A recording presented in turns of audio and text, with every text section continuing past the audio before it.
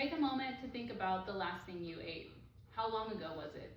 Did you have a choice in what it was that you ate? Now think about an empty plate, but not just for lunch, for days on end without knowing when your next meal will be coming. That is a reality for 318 million people worldwide, according to the World Food Programme's 2026 Global Outlook. Today we will be talking about different charities that are transforming lives through their dedicated programs to help individuals and families in need.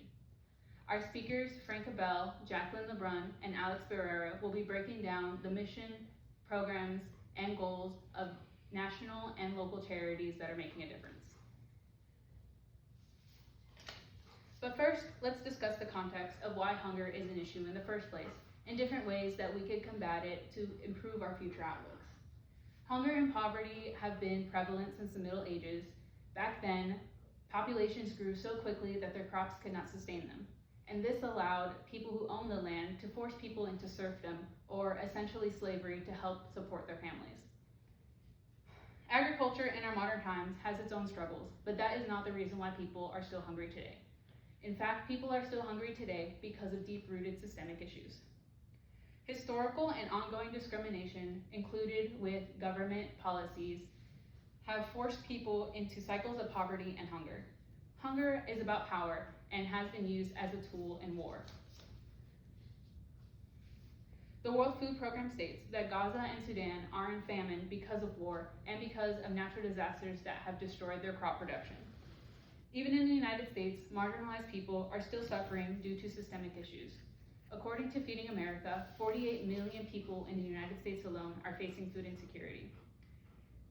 Low wages and the high cost of living have forced families to choose between groceries or paying a bill. In August of 2022, Adam Drewnowski wrote in the Nature Food Journal that higher levels of food insecurity come from low-income states, single-parent households, and communities of people of color. The rising cost of living strains families that are already struggling to make ends meet, thus perpetuating this cycle. Despite how devastating food insecurity is across the globe, successful interventions prove that meaningful progress is possible. The World Food Programme demonstrates how Somalia was pulled from the brink of famine in 2022 through international efforts. Coordinated efforts within government officials, financial institutions, and private partners will help to end the global hunger crisis.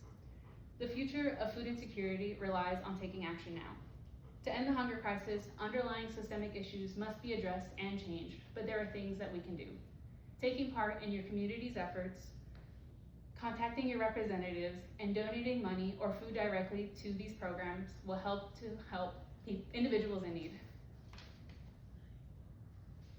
Now that I have given context for our issue at hand, Frank Abel will be discussing local issues and how we can help this issue locally.